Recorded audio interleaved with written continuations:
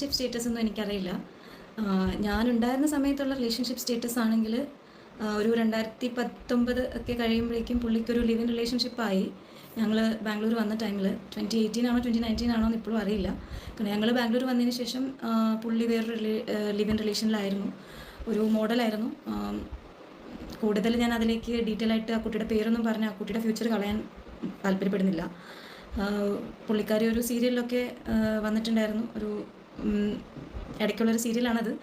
അതിലാണ് ആദ്യമായിട്ട് തല കാണിക്കുന്നത്. അപ്പോൾ ഇപ്പം അവർ ഒരുമിച്ചല്ല എന്നാണ് കേൾക്കുന്നത്. കാരണം ഞാൻ ഇടയ്ക്ക് എൻ്റെ ഒരു കുറച്ച് ഞങ്ങൾക്ക് ഒത്തിരി മ്യൂച്വൽ ഫ്രണ്ട്സ് ഉണ്ടാവുമല്ലോ.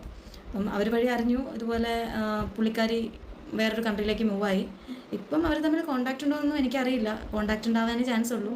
പിന്നെ ഞാൻ ഇടയ്ക്ക് ഒരു പ്രാവശ്യം കേസിൻ്റെ ഒരു കാര്യത്തിന് വേണ്ടിയിട്ട് ഇതുപോലെ പുള്ളിക്കാരിക്ക് ടെക്സ്റ്റ് ചെയ്തു, ഇൻസ്റ്റാഗ്രാമിൽ വഴി ടെക്സ്റ്റ് ചെയ്തു. കാരണം എനിക്ക് അറിയണമല്ലോ ഒരു ലേഡിയുടെ പേര് നമ്മളിതിലേക്ക് എടുത്തിടുമ്പം അതിൽ എത്രത്തോളം സത്യാവസ്ഥയുണ്ട്, അതല്ല അവരിത് അറിഞ്ഞിട്ടാണോ അവരതിൽ കുഴിയിലേക്ക് ചാടിച്ചതാണോ, പുള്ളി പറയണ കള്ളങ്ങൾ കേട്ടിട്ട് വിശ്വസിച്ച് കൂടെ വന്നതാണോ എന്നൊന്നും എനിക്കറിയില്ല. അപ്പോൾ അത് കാരണം അതൊന്ന് ക്ലാരിഫൈ ചെയ്യണമെന്നുണ്ടായിരുന്നു.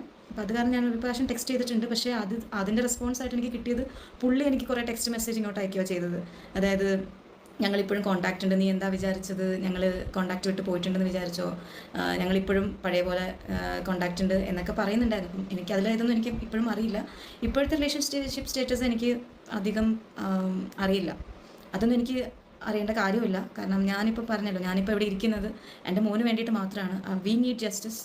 ഞങ്ങൾ ഒരു 5 വർഷമായിട്ട് സഹിച്ചുകൊണ്ടിരിക്കുകയാണ്. ഡിവോഴ്സ് തരുന്നില്ല, അതിങ്ങനെ ഡിലേ ആക്കി. പക്ഷെ പറയുന്നവരോടൊക്കെ പറയുന്നത് ഞാനായിട്ടാണ് ഡിവോഴ്സ് ഡിലേ ആക്കുന്നത്. ഒരിക്കലും അല്ല. ഞാൻ ട്രിവാൻഡ്രത്ത് പോകുന്നുണ്ട്, കേസ് അറ്റൻഡ് ചെയ്യുന്നുണ്ട്, ഹിയറിങ്ങിനൊക്കെ ഞാൻ പോകുന്നുണ്ട്. പുള്ളി ഇത് ഒരു പ്രാവശ്യം മാത്രമാണ് വന്നിട്ടുള്ളതെന്ന് എനിക്കറിയാം.